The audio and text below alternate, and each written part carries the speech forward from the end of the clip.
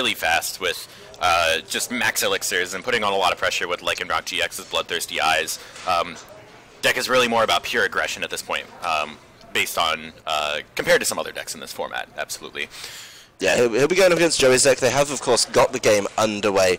Joey playing first with that Tapu Lele in the active. And Joey, we've seen his deck a couple of times. It's certainly an interesting one with a couple of interesting additions. Indeed, it does have the promo Lurantis. Yeah, the promo Lurantis, I think, in a quick discussion I had with him earlier, was all about basically changing the numbers and putting them in his favour, starting out with that lovely Bridget, what you want to see. Obviously didn't need to use the Tapu Lele to get there, grabbing Zorua, and Wimpod, attaching to the Wimpod. Pretty standard start, I think, for this deck. Absolutely. And so, obviously we're going to see Alex on the side. He's got a couple options. He can definitely max, get an Ultra Ball, probably get something out, maybe another Buzzwole, even maybe like Rockruffs, maybe get a Lycanroc GX eventually. So he's going to play that Ultra Ball, ditches Max Elixir and a Guzma for it.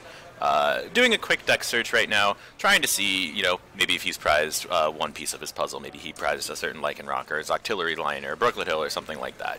So I think from this Ultra Ball, he's definitely going to see probably another attacker of some sort, whether that's a Rockruff or a Buzzwole GX. Yeah, Alex going through his deck, making sure he can get something out. You don't want to be caught with just the one thing in the active. But his setup is comparatively slower. We've talked about this a few times and how Brooklet Hill is so relevant in these decks. So grabbing the Rockruff there, making sure he's got a backup attacker, and the option to play that Bloodthirsty Eyes a little bit later. If you're in Joey's shoes, though, you're probably not too scared. You've got your setup off entirely for free. Exactly. You do also have that Wimpod with an energy already. He's already forcing Alex to, like, get that Wimpod up early. Well, there's the one you don't want to see. It is going to be the failed Max Elixir for Alex to start out, but he follows it up with an N, so even though that one failed, he's gone through two, essentially, now.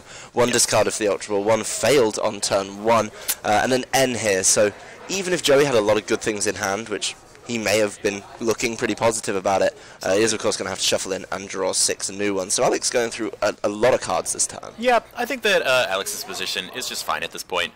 He can obviously be putting on pressure with that Jet Punch attack that actually does a lot of damage to the bench as well. And as you can see, on Joey's side, he does have a lot of Pokemon that are lower on the HP, so, you know, smart moves on the Jet Punches can definitely put Joey in a really weird spot. Yeah, the Jet Punches are going to hurt the Tapu Lele. Yeah, it's pretty factual with the Choice Band on there. Especially with the Choice Band. And we do see that Brooklet Hill that we mentioned earlier allows you to search your deck for a Water or Fighting type. So got a Remoraid with that. And he's actually going to play an Ultra Ball. So discards another Ultra Ball and a Choice Band to be able to do that. Either like a Regirock or maybe like a second Buzzwole at this point I think would make sense. I mean, at this current juncture, going all in on getting the big Jet Punch would probably be wise. But, I mean, at the same time, he's already played his supporter. We know that it's going to be, the Pokemon on the bench are going to be safe and able to evolve from Joey's side of the field, so probably not too panicked. Joey taking a look in the discard, realizing how many key resources Alex has already gone through. Yeah, and it's only, what, turn one? Yeah, I mean, he's powered through, that's 3 Ultra Balls now, 2 Max Elixirs. I thought you were supposed to go through your resources with Zoroarks. Apparently not. So it seems to be doing it with a fighting deck pretty competently. Yeah. So Alex is going to go ahead, go for that Jet Punch. Going to do a nice 60 damage to the Tapu Lele and opts put 30 onto that Wimpod. Really strong turn one for Alex. Yeah, Wimpod looking like the threat there. Yes, we do see Joey draw for his turn. Notably, that damage on the Wimpod is the perfect place to have it. It forces Joey to hopefully evolve sooner rather than later, otherwise that will be a very dead Wimpod. We do see him going for the Ultra Ball here with discarding in Grass Energy, as well as, see, a Field Blower. Yep, smart discards there, but first thing he gets is a Zoroark. Get that tradability online as soon as possible, then you're able to start powering through the deck. So, smart plays. Looks like another Ultra Ball there from Joey to grab, I believe, the following Zoroark. Oh no, Tapu Lele in this instance puts it down to reveal his follow-up supporter there. So, you know, both trainers going pretty quickly through with the Ultra Ball, seeing why it's such a staple at all times. But which is expected with a Zoroark deck. They're known for just blowing through everything, as we've stated before. Yeah, I mean, you probably think in this case he'd love to be able to find a Floatstone and a Golisopod to try and get some big damage out with first impression on this turn. But, you know, Joey the only one shuffling about there, so. Do you see him drop that Sycamore, allowing him to get a full hand of 7 with nothing to discard from it? Hopefully it will allow him to dig a bit more to get what you just described. Yep, he starts out the turn with a trade, or starts out the follow-up after his Sycamore with the trade, so he's essentially got, works out at 8 cards in hand now. Nice big hand, especially after the N. He got to play most of the cards that he got from the N. Does get one of the pieces he wants, the Float Stone, onto the first Tapu Lele with the damage, but replaces it with another Tapu Lele, so probably not going to be able to get the big damage play as he passes over to Alex. Oh, wow. This is actually a really big turn for Alex to be able to capitalize on that. Obviously, Golisopod is one of the things that puts out the most damage in this deck generally. So if you can get rid of that Wimpod, whether that's through the use of a Bloodthirsty Eyes from a Lycanroc GX to be able to bring it up, or just something as simple as a Guzma, we could see a really devastating turn for Joey here, and Alex being able to capitalize on that. Yep, Alex playing down the Sycamore, drawing up a fresh 7. He's already got 2 Rockruffs on the bench, so he only needs 1 Lycanroc to get the Bloodthirsty Eyes, and either deal with the Wimpod before it becomes a Golisopod, or just start hitting that Zoroark for big damage. He definitely has the options there. Yeah, absolutely. So we do see a lot of options in this hand. Octillery is there, and I think Octillery is something you could probably play down right now. I like the energy switch play, putting that on that fighting energy from the Buzzle GX onto one of the bench Rockruffs. Raymaray does not evolve into Tapu Lele, so we're going to see Raymaray evolve into Octillery. You're going to use that Abyssal Hand to draw up to 5. I think if you're Alex, you really want to find a Locking Wreck GX here. Yeah, I mean, the really nice play here as well is being able to put that strong energy down onto the Buzzwole, so if he can grab something like the Wimpod, he'll still be able to do enough damage to knock it out. Absolutely. The Choice Band, of course, not being effective there, but at the end of the turn, he doesn't quite get there. He ends up putting the main damage down on Tapu Lele. Yeah, definitely. So just see the Jet Punch. Going to go ahead and do a nice 80 damage to that active Tapu Lele. And it looks like he's going to opt to put 30 on the other batch Tapu Lele. So going into Joey's turn, we see he benches that Mew EX, which is a pivotal card for this matchup. It completely goes through Buzzwoles with its ability. Yep, Joey getting another Float Stone on another Tapu Lele after it got Jet Punched. But hopefully he's got something a little bit stronger to get in there, and this Mew would be absolutely fantastic. Of course, he's going to have to find some energy to be able to activate the Versatile, and he plays a Sycamore with a lot of his hand still remaining there, so a large number of cards heading into the discard from Joey. But I think with the speed that Alex is getting up, especially the amount of damage he's putting out with this Buzzwole, decided to basically say, hey, I need something for this Mew or this Golisopod this turn. Does attach the energy to Mew, so that will be able to come up as long as he can just make sure he get that target on the knockout. Exactly. He does go for a trade, or I couldn't tell if it was for a trade or a... The Ultra Ball was for a trade. He drew 2 off it. He did that. He did going through his discard again, looking for his... There we go. So it was an Ultra Ball. He's probably going to go for that Golisopod right now. Possibly this other Zoroark, but I would really like to see that Golisopod come out and just start smacking. Yeah, I mean, the big thing here is he could use Mew to deal with the Buzzwole, and then he's got Golisopod ready to go, as these Lycanrocs probably are then forced into to be the attackers, and you look at the bench, okay, yeah, he can bring Mewtwo up for a turn, but you've still got the energy switch onto the Rockruff, indicating that the next point of call for the damage on Alex's side is going to be something like that Lycanroc. We did see him get that Zoroark GX, though, which will allow him for another trade, letting him dig even deeper into his deck, getting everything he needs. And now we see the Mew EX come up, and I have a feeling we are going to see a lot of damage, and a gun as well. A selection of attacks that you could be copying in most instances, but this time there's only one available to him. The Riotous Beating, copied from that Zoroark, will be enough with the Buzzwole Psychic weakness. And I think the concept of just teching in these Mews and Mewtwo's to prey on that weakness is fantastic play. Yeah. So going into Alex's turn, he actually has a couple options this turn. Promotes the Rockruff, so we could eventually see a Lycanroc GX come out if he wants to just get rid of this Mew with a Dangerous Rogue.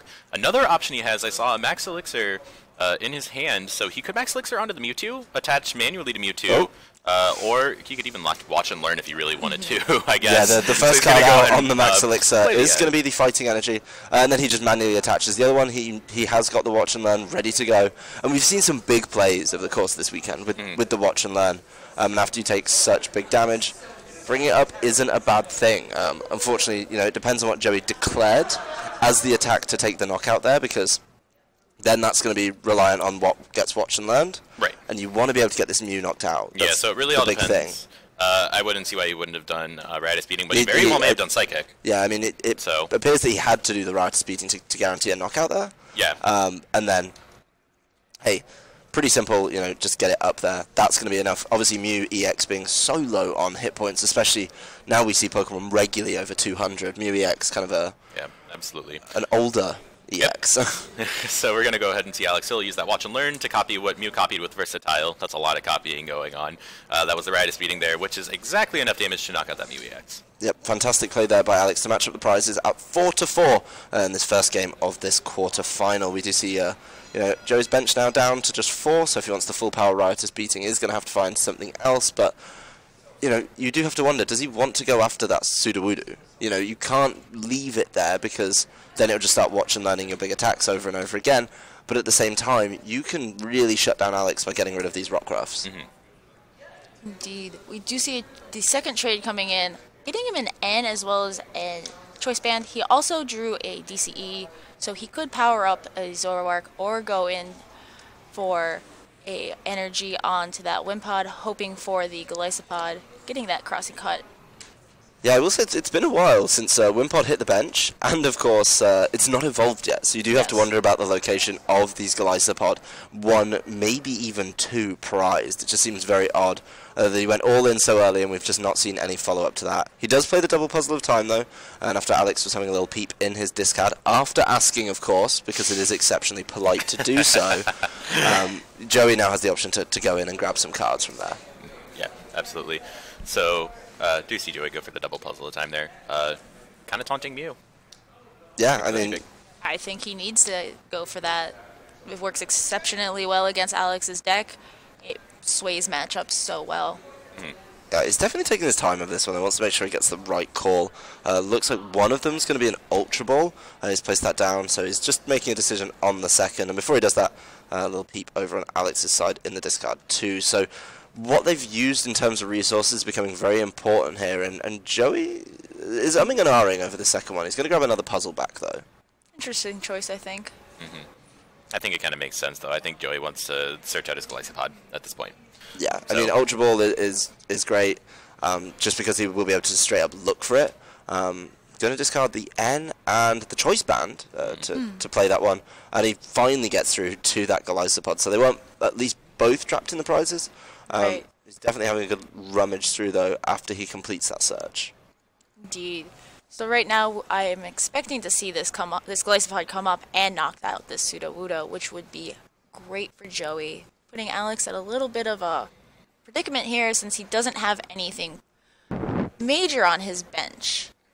No, I mean, everything that's on his bench either doesn't hit hard enough or needs to evolve, and it seems to be the problem is finding those Lichen Rocks. In the same vein that Joey's only just got to his Golisopod, Alex still hasn't got to his... We do see the Guzma going for that Rockruff, knowing that potential for a Lichen Rock is real here. He needs to get that out of play. Yeah, I mean, the big thing here is he can knock that out with First Impression, and then, there's obvious plays to be able to copy First Impression, but it's still not going to quite be enough. That Sudowoodo will be able to Watch and Learn it this turn, assuming it makes its way into the active, but, Golisopod's taken a good amount of damage, but it still won't be enough, And I think kind of going into Alex's turn here, it looks like he's going to bench the Remoraid real quick. I think really what you want to do, yep, there we go. We're going to see him go ahead and Guzma that Zoroark. Going to use that Watch and Learn since First Impression was declared last turn and Pseudo is on the bench. It's going to do 240 with that weakness. So really quick turn from Alex, and he is ahead on prices right now. Yeah, I mean, he's ahead by 1 prize, and Sudowoodo is taking all of the knockouts right now. Yeah, all of them. Never thought I'd see a tree, or a fake tree, taking all these knockouts. Yep, just trying to hide amongst the Trevenant there, as you see in the fantastic card art, but it's so strange that you're letting him get away with it over and over again.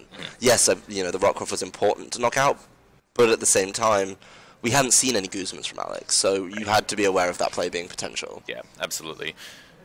Right, I do think the biggest threat on Alex's side is that Sudowoodo, and it possibly should have went out last turn, with the knowledge that we have not seen those Guzmas. But we do see Joey go for the N here, ending Alex down to 2, getting him 4 fresh cards, hopes that he can start making a comeback. No, just 3 for Joey, but he's going to be able to trade. The 3 for him is more valuable than the 2 for Alex, because that 3 can very quickly get turned into 5, essentially. If he doesn't have what he wants on the 3, trade it, see where you end up.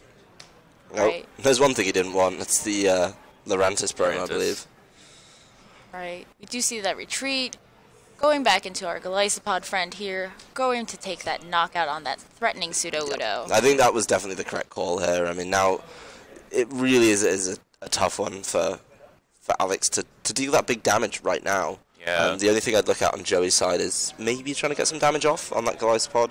Yeah. But he doesn't have a second wind pod ready to go. Yep, and I'm not entirely sure on the counts of what Alex has left, but if he can't find a Lycanroc and Energy in a Choice Band, that's a knockout with Dangerous Rogue on that Glycopod that looks like it has 30 damage on it. It does from the Jet Punch earlier this game. Yes, absolutely. So if you can find those cards, and I think it's not too impossible just because he has that Octillery in play, so he can use Abyssal Hand to go up to 5.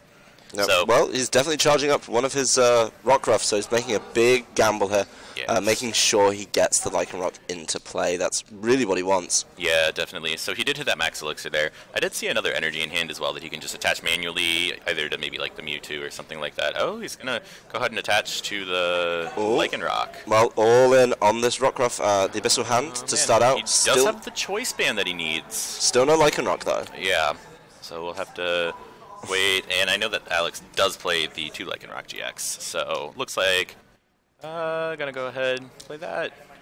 Gonna go ahead, Tapu Lele, get him an N. I think that's fine. Yeah, I mean, he's got a very thin deck right now. Yes, absolutely. And he knows there's one in there. He can see it. He's literally looking through his deck. Yeah, so there's no doubt. He just needs to hit it. Part of me is wondering if he's going to play the N because he has a Professor Sycamore in his hand, so maybe he's just thinking his deck out at that point. So, yep, Professor Sycamore. Gonna get him 7 cards. Come on, Lycanroc. Come out to play. Oh, that's rough. Yep, looks like he whiffed it on the last one. Looked to be a Buzzwole that he actually drew. So Professor Sycamore not paying off for him in this time. Not helping at all. He's got so few cards in deck, but the problem is there are definite plays to be made here on Joey's side. You know, if he can pull out another Guzma, that Lycanroc, my apologies, Regirock. Yep, yeah, tasty. Crossing Cut GX can pretty much knock out a lot of GXs on Alex's side, whether that's Tapu Lele or the Regirock because of the weakness or anything like that. So this is a really fragile board state for Alex. So he's going to attach the Floatstone to the Mewtwo. I think he's just kind of like thinning his hand out on the off chance Joey doesn't have this game. Kind of thinking his deck out. Oh, going to see the Floatstone. Let's see what Joey's got. He's going to go ahead and use Brooklet Hill anyway.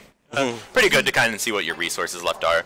We do see 2 puzzles of time in there, so that's, I think, what he needs to hit, because it did not look like he had any Guzmas. Yeah, I didn't see a Guzma in there, but it looked like his puzzle play from earlier may be coming back. Yeah. He just needs to be able to get there. I mean, he's going to end up with a very, very thin deck. Yeah. Does have the option to trade twice. Just once. Oh, yeah, just once. He did lose one, so, but it's still 2 extra cards. I think he just has to be very careful on how he does it. There's the first trade. Not what he was looking for. Does get him a Wimpod, but that doesn't help much at this state of the game. He's really looking for anything. He does get that Mallow, though. Which would have been great if he had, you know, that second Zoroark, but... Yeah, you see him there pull out the double puzzle. I believe he's just going to put that right down on the top, because he's not really in a huge danger right now, unless, of course, he gets caught by the Rockruff. Yeah. But I think now he's missed out on what he needs that turn. If you're Joey, is there anything else you can do in this turn? I mean, you can always, I think he had a DCE in hand, and if you did, you can always attach the Zoroark so you are powered up in case the Glycopod does go down. At this point, he needs to play a little bit defensive. I mean, he can't afford the Glycopod to go down. It's the last 2 prizes. True. But other than that, like, he really can't. He has to retreat and go in with that Zoroark and save it. Right. Yeah. I mean, he has to bank again on Dangerous Rogue, or Bloodthirsty Eyes into Dangerous Rogue not being available for Alex on this turn, and you've got to wonder, like, how much longer can you cling on without him finding that Lycanroc? Yeah, absolutely. Ooh, full bench from Joey there. Does look like he will be going into that play for the Zoroark because he is putting down these basics, from Mantis as well as a Wimpod, but he is also toying with the idea of doing Crossing Cut GX to get out. Yeah, I mean, I think it's a fine play at this point. Maybe, like, if Alex really needs to attack, but at the same time, like, he wants a Lycanroc, and that has the Gust effect anyway. Yeah, the Lycanroc wins it, either way. I think Joey's just kind of playing to all his outs at this point, so, which I don't blame him. That's kind of what you have to do. So, I'm going to go into Alex's turn now. He's looking through his resources, trying to figure out, hey, what do I have left? So we're going to see what he draws. Oh, a Professor Sycamore. That's huge. Yep, Sycamore. And he has both Lycanroc left in deck. Oh, boy! Trying to use a Brooklet Hill. He's just going to fail it, just kind of seeing what's going down. Yep. He is going to bench the Buzzwole with the Strong, just to be safe. Put a Floatstone, Abyssal Hand for 1, Professor Sycamore, and there's 7 cards left, and as long as Alex... Yep, there we go. Lycanroc GX is going to pull up one of those GXs, and going to use Dangerous Rogue for the knockout, and Alex Hill takes game number 1 against Joey Ruettiger. Yeah, really, really smart play there, and at the end, I think both trainers kind of blew up a little bit in the middle. There was lots of damage going out, some quick exchanges, 2 from Sudowoodo, and a couple from Joey's side with Gliscod and such, but the big thing there was actually Alex still slowed him down by the way he was taking prizes. So yes, they were tied 2-2 prizes at the end, but Alex did it in 2 attacks, while it actually took Joey 3 different knockouts. Yeah, absolutely. I think it was really doing part of that Sudowoodo. That Sudowoodo is absolutely game-changing there. Just that watch and learn, being able to copy all those big name attacks and being able to, use that fighting weakness to do that same damage and knock out stuff like Zorg that's weak to fighting. Yeah, and that's a 1 prize card taking 2 prizes. Those trade-offs just don't add up in the end. And the fact he let him do it twice, you have to wonder if you're Joey, can you afford to do that again? I don't think you can. Not at all. But there's other options around there. Right, there are. And I think going into the next game, he needs to watch out for that Sudowoodo and get it out of the play as fast as possible. Yeah, absolutely. I think another thing that Alex needs to look out for in this game is that BWX. He was lucky enough to be able to take that down game 1 within 1 turn, if I remember correctly. Yeah. But I know that we've seen some games where the Mew sticks around for more than 1 turn. That was Sudowoodo's first scalp that came up, and that was the kind of the awkward thing is Mew had to declare such a powerful attack in Riotous beating that it was then viable to get watch and learn. Right. I think maybe Joey needs to look around a little bit about how he does that damage. Yeah, absolutely. Just try and not go with always the big attack, because then Sudowoodo is going to be able to take advantage. And there was that time where he could have used the puzzles to get that Mew back. I'm wondering if he possibly should have at that time. It was interesting, because even though he didn't get the Mew back, we only saw the late Buzzwole from Alex. Right. But it would have been, more of an attempt, I think, to play the game rather than just relying on what he had on the bench. Yeah. Kind of going off of that, also, you said that there were no Buzzwoles on the game until, late game after he had taken that knockout with Mew EX. You got to remember that Mew EX is only 120 HP. That isn't easy 2 prizes if you can get the right resources. There's so many ways to do it in this deck as well. Absolutely. I mean, Buzzwole can deal the damage. You can definitely get the damage from. Yep. We're going to go ahead and go to game 2, and I'm going to assume Joey's going first. Yep. There we go. I think with the lone Wimpod, you definitely want to go first. I hope so. I think it's the old traditional coming out. Tapu Lele into Bridget. And let me guess, 2 Zeroas and a Wimpod? Or is he going to throw me the curveball? Oh. It could be 3 Zeroas. That'd be wild. It could even be... No, it can't be 4. I'm sorry. Yeah, that's a little bit ambitious. The thing about Bridget is you can only get 3. Or 1 EX. You could get the Mew EX if you wanted to. 3 basic GXs. Oh, no, he's thrown me. He's absolutely done me a kipper there. I've been caught with the triple Zorua Bridget, so I look a fool. Apologies to everyone at home who was unsure at that. This is the new thing we've been seeing all weekend. Triple Zorua was, yeah. Yeah, but he did double Zorua Wimpod game 1, so how was I to know? Probably just trying to switch things up, I think. Yeah. It's I don't know if it's like a fashion choice or... Plastic. All right. It's nice being able to have the Zoruas because they can evolve into Zoroarks, then you just go ham on your trades. So it's fantastic. We do see him play, is that energy? On that Wimpod? Yeah, energy on the Wimpod and retreated. Alex just has to play a float. But he didn't retreat. He was wimping out to get no retreat cost. I'd like everyone to shame the Wimpod for wimping out. What a wimp. Oh, man. No shaming on this stream. Only of Wimpods. Only of Wimpods. Bullying. Okay. Please no. So we're going to see Alex go ahead and play the N. Yeah, I mean, if you look at what he played, a Floatstone and an N does not really spell inspiration for the opening hand. Yeah, put it that way. Yeah, and I mean, that Mewtwo takes 2 energy. Alex doesn't play double colorless energy, so Alex probably won't be attacking if he can't find anything off of this end. So, definitely not. Yeah. So both players going to go ahead and get a fresh 6 cards, and there's a Sudowoodo. There's Sudowoodo and a fighting energy, so Alex playing the same game. He has an attack. That's good. Yeah, I mean, Alex looks like he wants to do the same thing. Wait for Joey to throw damage at him and return fire. Absolutely. Pretty simple, really. Yep. You do end up seeing this Gliscod come down turn 1, which is great compared to last game, as well as the Tapu Lele going in for a Wonder Tag. Joey's bench is full of goodies already. He's been able to play 2 Tapu Lele. He's got his Gliscod ready to go. The interesting thing will be what will he be able to do in regards to getting an attack off. He does need a way to get Tapu Lele out the active. Floatstones again. He had double Floatstones on his Tapu Leles in game 1. It'd be fantastic to replicate that. But again, probably going to be in that same kind of sticky situation if he starts taking these 1 prize knockouts with his 2 prize attacker. Exactly, especially with that Sudowoodo on the bench just lurking, ready to prey on whatever he gets. He was debating on that end, but ended up going with the Cynthia, refreshing only his hand for a good 6. I mean, the big thing here, though, is if he does manage to get Tapu Lele out, switch in the Gliscod, take the first impression damage, would be falling short. Oh yeah, and absolutely. that's a huge problem. Yeah. If he had some way of getting it over the hill, I don't think he does against that regular Mewtwo. So unless he finds his waits some time and then finds his lone Professor Kukui. He did end up getting the Float Stone off of that trade with the Zoroark coming in from that Cynthia. Yep, there's the Float Stone come down. Also, boy. Field Blowered away the Float Stone on Alex's Mewtwo. So that's really, really nice from there. It is going to retreat it out into the Gliscod. Yep. Nicely played to get that attack going a little bit earlier. He's going to start powering up a Tapu Lele here with the following Grass Energy. And a full 120 going down on Mewtwo. Not enough for the knockout, though. Yeah, so going into Alex's turn, he did top deck the Ultra Ball, so he can get out a Pokemon of his choice, maybe a Buzzwole, maybe a Rockruff, something like that he can put on his bench to be able to sort of put some more pressure on Joey. Did see him eye the Buzzwole up to the top, and he did have quite a few strong energy in hand if I saw correctly, so he can definitely put strong energy on there, maybe do some jet punches, put some early pressure on. Yep. That's Cynthia. The standard play, get your Buzzwole down, get your strong energy out. But he is probably going to be left with Mewtwo in the active. Looks pretty bleak from there. That 2 retreat cost is going to be pretty much impossible to play this turn with no double colorless in the deck. Yep, he does play 4 Float Stone though. You got to remember that. Yeah, but the problem is that you can Float Stone it away. But you just have to be a little bit careful. He's not really got a full bench of easy switching options. Right. Does get a Brookless Hill out of it, so can start searching and filling that bench a little bit easier.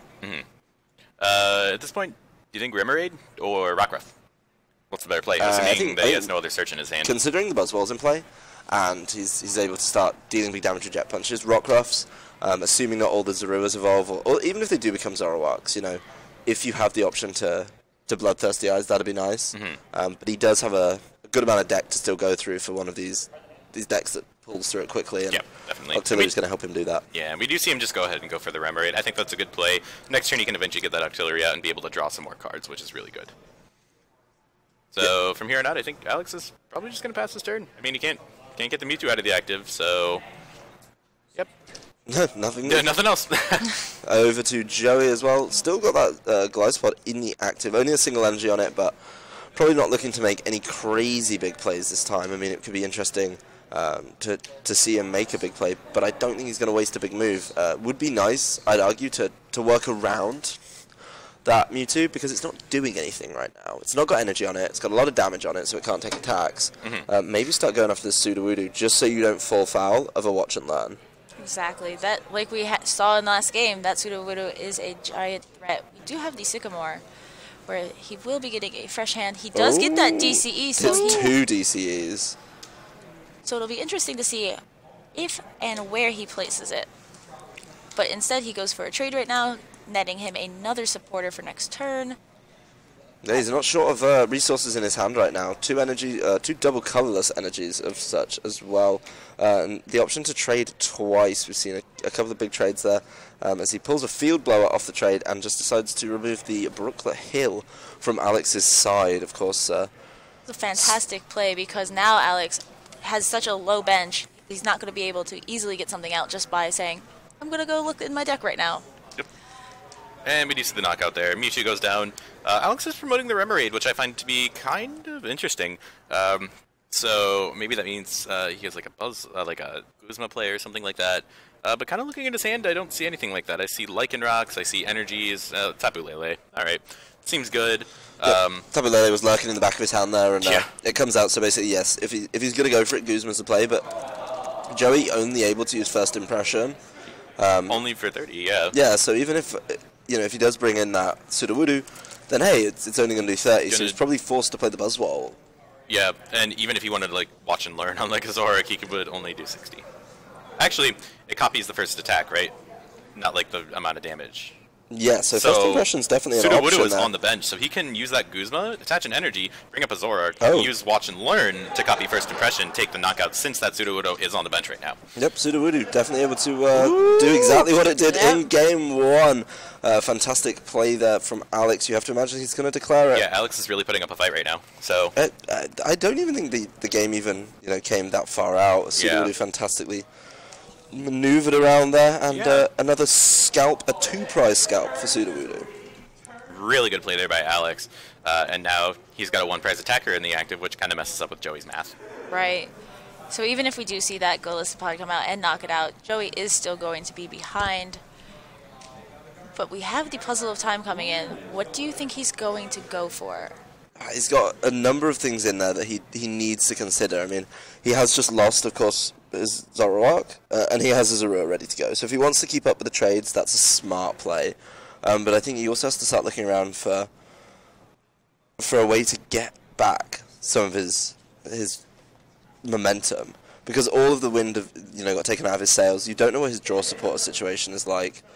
So it looks like he's going to take a Zoroark. I believe it was another Pokemon he took with him as well. Mantis. So maybe it looks like he's going to try and play a bigger late game with that Golisopod. It also could just be used for trade fodder potentially. But we do see it end up hitting the bench. The first time Mantis has hit for this game. It's blooming. As you hear, Chris is very excited about the prospect of a Fomantis.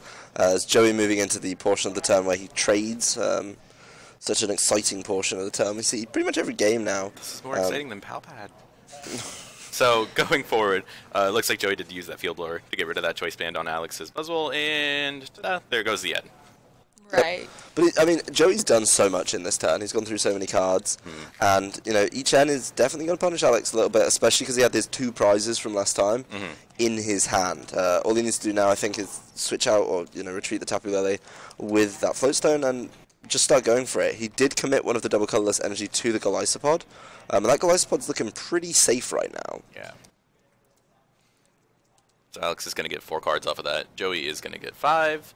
And we're going to see Golisopod attack. Looks like he's just settling for the first impression. Probably fine. Yep, no need to do anything else there.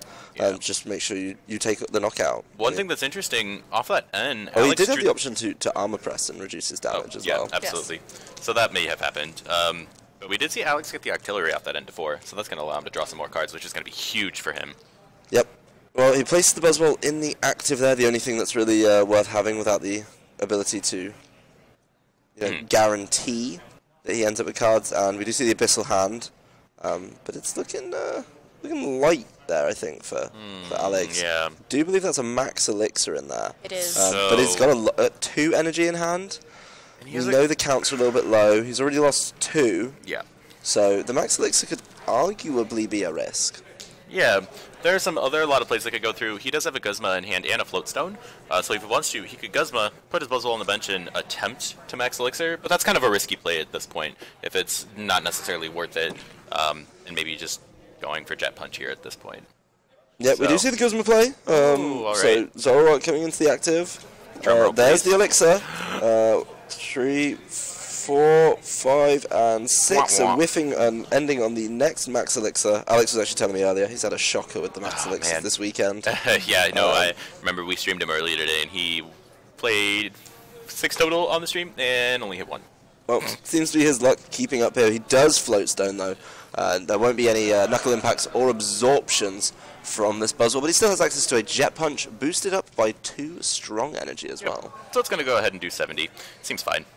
Times the 2 from the weakness is 140. It looks like they're just talking real quick about if Armor Press works with the effect while it goes onto the bench. My understanding is that once something goes to the bench, all effects are null, so I'm going to assume that it will put 30 on there. So, yep, and that is what it's going to do. Does take the full amount of damage, and that puts him in a really kind of awkward 180 number, which these decks, I won't say struggle to hit, but it doesn't line up super nicely So with all these plays. We did see Joey evolve in that Lurantis. Could be a huge player in this match. Did that Lurantis, with its ability allowing Joey to get that extra little bit of damage to help make numbers meet up. We see him end up retreating into the Tapu Lele. It's actually the Acerola. Acerola, my bad. Honey. Yeah, the Acerola and Zoroark really big there, because a lot of resources are spent trying to knock it out, and he actually changed it up for the Mew, so big turn by Joey here, going to be able to copy a plethora of moves, whichever one he fancied, and take the knockout on that Buzzwole. So all that investment fell short of the knockout, which got healed up and taken off the bench. Alex definitely up against it in this one. Yeah, so, I mean, if you're Alex, you did get that Brooklet Hill. Gonna go ahead and search for a Pokemon. Maybe it's gonna be a Buzzwole. Yeah, it's gonna be a Buzzwole. He did also have a Max Elixir in hand. I think that the biggest thing is that that Mew is staring you down, and if you aren't able to get rid of it, that thing's going to destroy you. And not to mention that Joey only has 2 prizes left, so that Buzzwole is some pretty tasty lunch for Mew. Oh, here goes Alex once again. It's time for the Max Elixir. First one this time. No doubt in his mind. Kind of wanted to see the tension as we got to like 3 or 4. It's pretty anticlimactic when you drop it on so he's going the to go first ahead, one. attach, and play with Professor Sycamore. I think that he's hoping to try and find another Max Elixir to be able to, you know, get off a really good attack at this point. Yep, it's not going to be there. He's just going to scoop. So, Game 3 time. He knows he didn't have the damage. He was still going to have to Jet Punch, and there were so many plays available for Joey to be able to just grab that Buzzwole and knock him out. Yeah, definitely. So, absolutely incredible play there by Joey, especially with that Mew kind of coming out of nowhere. That Lurantis coming out too could have made Crossing Cut do 200 damage. That would have been perfect. Insane. Yeah. Yeah, it would have been really, really smart to see that. So, you know, overall though, it definitely picked up a little bit there from Joey, and we talked about it between game. You pointed it out. Mew a lot more valuable. Right. So with Mew here, it's being able to hit those Buzzwoles, being able to just knock things out right away. Despite its small stature in game, with its very fragile HP, it is pivotal to his matchup here to just keep coming back and smacking. Yeah, Mew, a little bit of a fragile boy in this one, but even though it's fragile in the same vein as Sudowoodo, it only needs to hit you once and take 2 prizes, and it's totally worth it. Exactly. Definitely.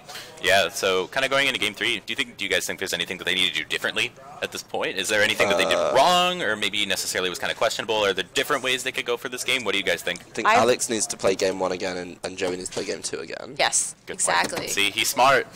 Yep, it's pretty simple. Play the game that you won again. But seriously, I mean, the Mew is very valuable there. And I think Joey's adjustment to take out Sudowoodo earlier was what won that game. Yeah, it works really well. You know, sometimes people are really hesitant to take out a 1-prize attacker just because it's only giving up 1 prize. But like at the same time, that thing can come out of nowhere and just blow everything up. Yeah, so it was kind of shocking to see it in Game 1, sit on the bench, knowing it was there, you know, declare these big attacks that you're just going to be punished for. Yeah, definitely. So we can definitely see more of that from Joey next game. On the other hand, Alex needs to hit Max Elixirs. That's all he needs to do. I would also like to see a full use of the Lurantis. Oh, yes, that would be great. I don't think that's too because much we saw it threatened a little bit in that game. It adds 20 more to each of your Fire and Grass Pokemon, so Golisopod, you know, Crossing Cut does 150, Choice Band's 180. It's 10 short of, you know, knocking out a clean Buzzwole, but with that Lurantis, you can knock it out really easily with that Crossing Cut.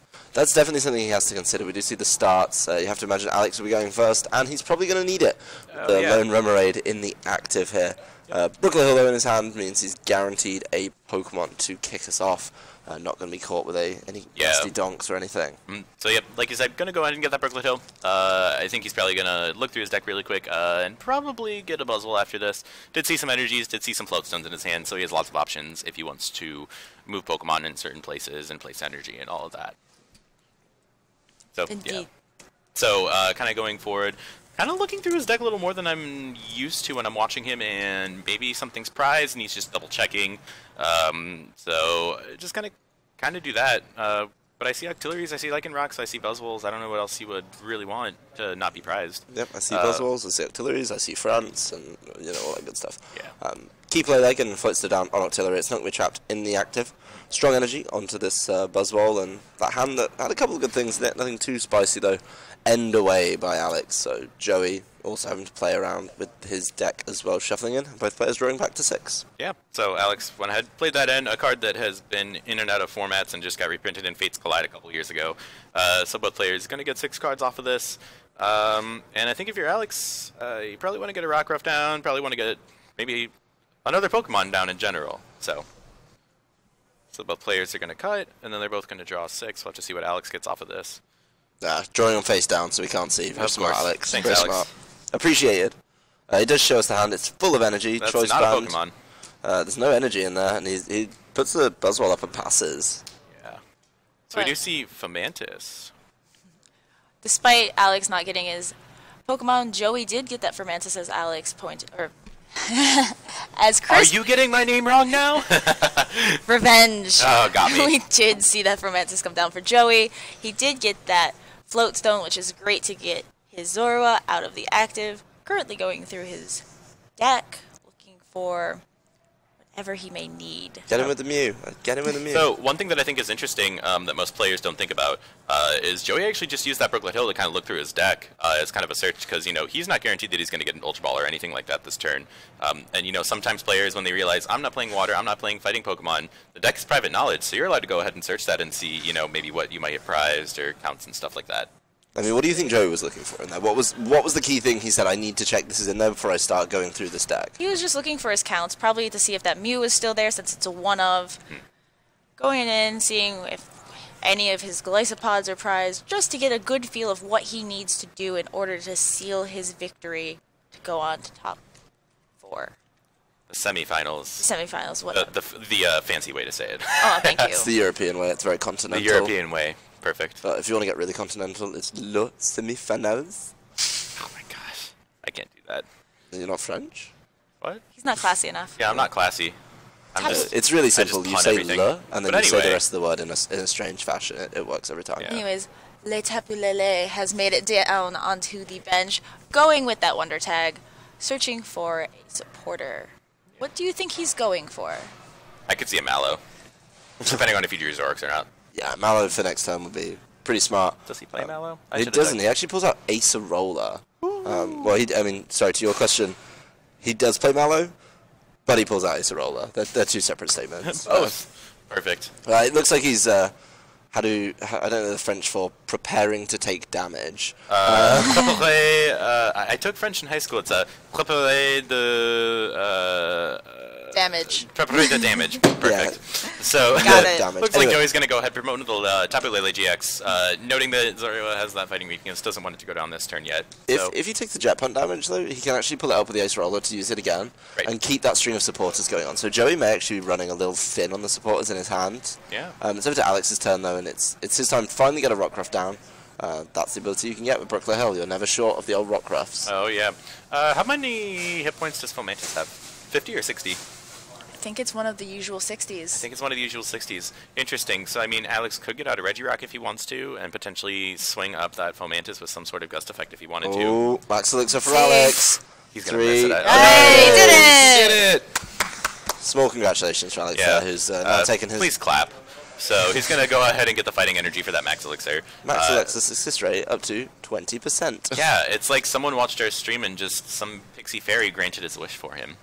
Well, he's going to need them tight game 3 in yeah. obviously the quarterfinals. For those of you just joining us, both these players really, really fantastic runs as we've seen, and yeah, this is it. Number 1 seed versus number 8 seed. This one we're moving on to top 4. Yeah, we just saw an incredible play from Alex. He actually used that Guzma to bring up that Zorua, and that was going to be, I mean, attacker. It was going to be a draw support. That can probably mess up Joey's plans. This has messed up Joey's plans exponentially. That Zorua was probably going to turn into a Zoroark, hopefully this turn, but now he has to go in, reset up with this Bridget.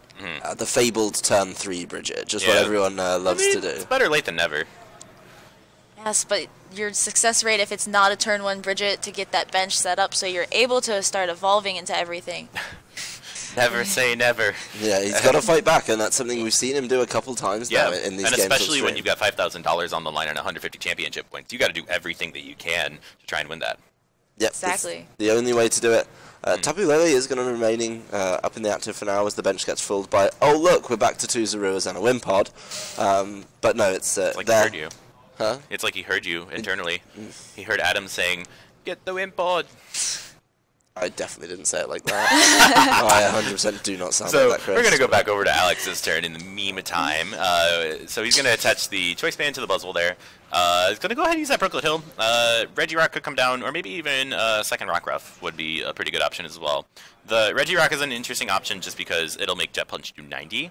But having the second Rockruff's good on the off chance that Joey does decide to bring one of those Rockruffs up and try and knock it out knowing that it's a threat. So from there on out, Alex is playing the N. Gonna get 5 cards for Alex, 6 for Joey.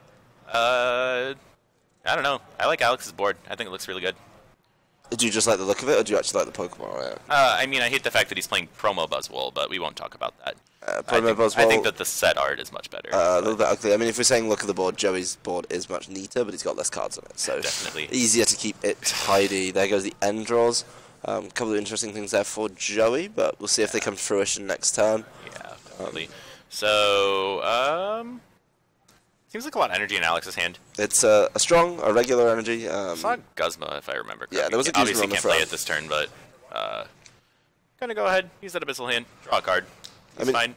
He has the option to hit with a sizable Jet Punch. Yeah, and as we see, Alex actually just used that Jet Punch for 80 and knocked out that Fomantis. So, no longer blooming on Joey's side, but there's still some options. Not the biggest threat for him, but it is good to get it off the bench. It does allow Zoroark's Rider Speeding to hit for a lot less now, thanks to it being knocked out and only having 3 Pokemon on the bench. As of right now, we do see a Wimpod come down. And, yeah. Go Sorry, on. no, you go. No, you go. I'll adjudicate this. I'll step in. Sorry. Tidy up this mess that you two have put us in. The Float Stone being discarded by the Field Blower on Joey's side, so making sure that these plays with Guzma aren't so easy. Probably fearing it a little bit in the following turn. And the Choice Band gone on this Buzzwole as well, so even if he did manage to get Tapu Lele into the active again, he wouldn't be in such a peachy position. But even though he had the Guzma in hand, not going to be afforded the chance to play at the end coming out from Joey, resetting their hands, and again, kind of pushing back on Alex's cards he can pull. He's down to his 4 prizes. Joey's still pulling 6 off these, though. Exactly.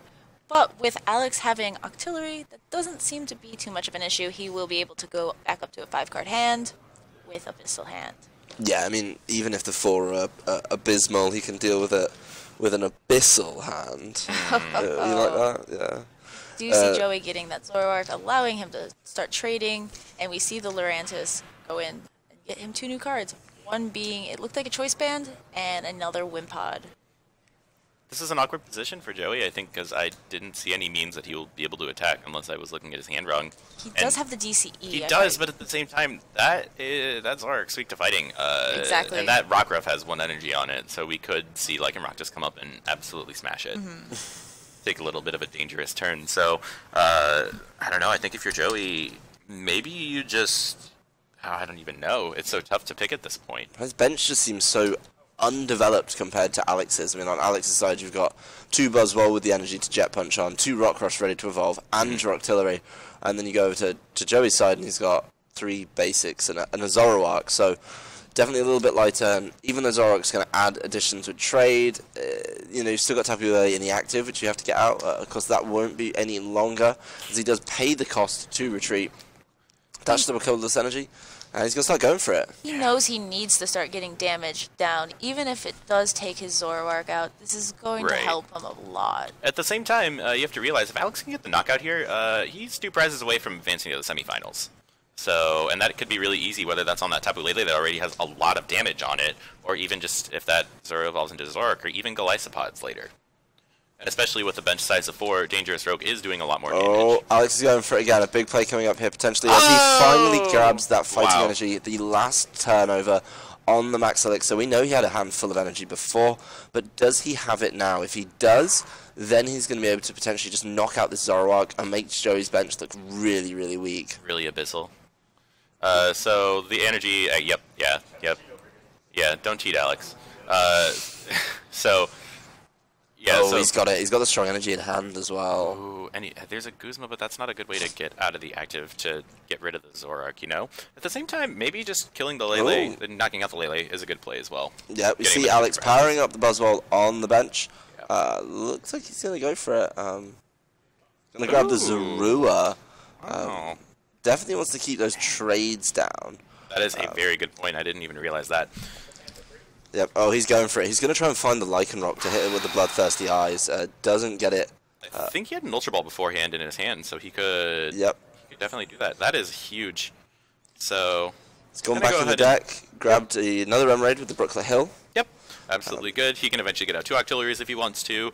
And I think from here, yeah, I think he had an Ultra Ball in hand, so he could get the Lycanroc, bring that Zoroark back up, and clobber. As the Hulk would say, it's clobber in time. I think that Buzzwole is the Pokemon Hulk. Now we have to pay rights on that. Oh. Yeah, Look what you've did done. I? Oh, gosh. Look at what you did. Oh, okay, I'm good. Okay, I was really scared. I'm just like Gullible's also written on the ceiling. Oh no, I'm gonna die. All right, so yeah, you have been done a bamboozle. yeah, I've been so sorry. But he did go for that Lycanroc GX. Use that Bloodthirsty Eyes to drag that Zoroark up, and kaboom! Out of nowhere, Alex is 2 prizes away from being in top 4. Oh yeah, I mean he's played out everything pretty fantastically right now. I mean being able to grab the Bloodthirsty Eyes is nice. And the big thing here is, you know, that Buzzwell's not used as really... There's not a good way to get rid of it. There's not, I mean Mew EX, but at the same time, there's a Lycanroc sitting there that can easily knock that out. He's also got strong energy in play. Yeah.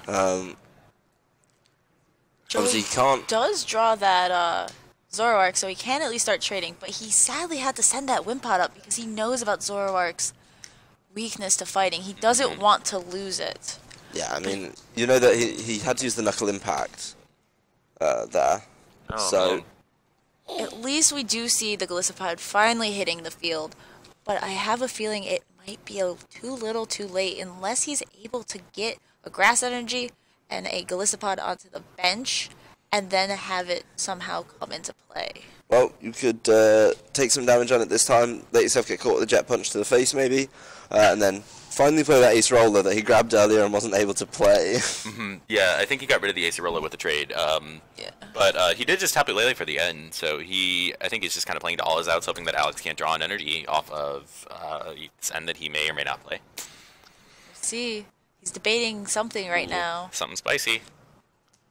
Decisions have to be made. We see the Tapu Lele receiving the choice band for the N from Joey, so using that prize disadvantage to his advantage for a brief moment for Abyssal Hand just brings him right back up to 5. Yeah, pretty good trade-off for him. Yeah, I mean, he gets the new cards, and Alex does get the new cards. It just takes him a little bit longer, and he loses one of his tools for refreshing his hand after he's played his resources once. Right.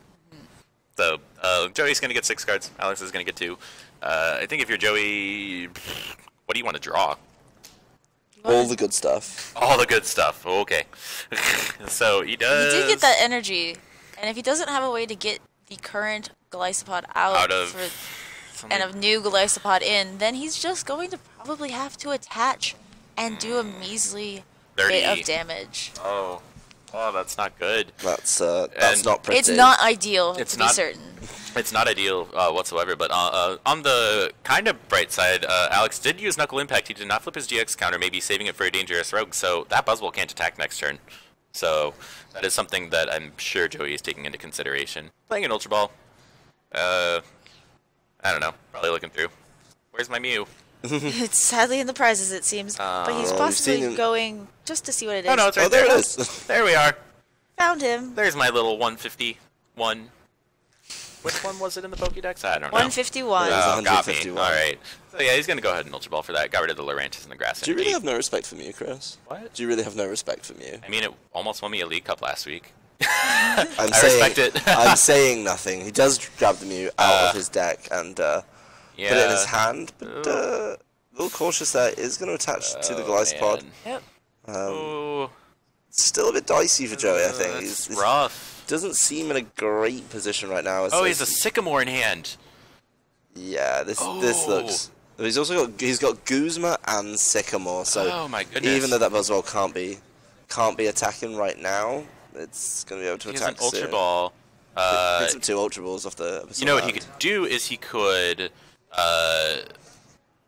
What could he do? So here's what he could do. Actually, he could. No, I have to do math. I'm sorry. He has an Ultra Ball. Maybe he could get another Lycanroc and pull off a really weird Lycanroc Guzma play. Those are spicy. Those are very spicy. Well, I've already seen one from him. There's the Lycanroc. There's the Bloodthirsty Eyes. Actually, then Absorption would not be knockout, would it? 40, 80, 100, 200. It's 10 short, right? Yes. Darn. And so he's considering playing the Sycamore. He's playing the Sycamore. There we go, energy, and he's going to go ahead and attach that to the Lycanroc GX, and there you have it. Alex Hill wins 2-1 in this quarterfinals and is advancing to our semifinals here at the Collinsville Regional Championships. Absolutely incredible play.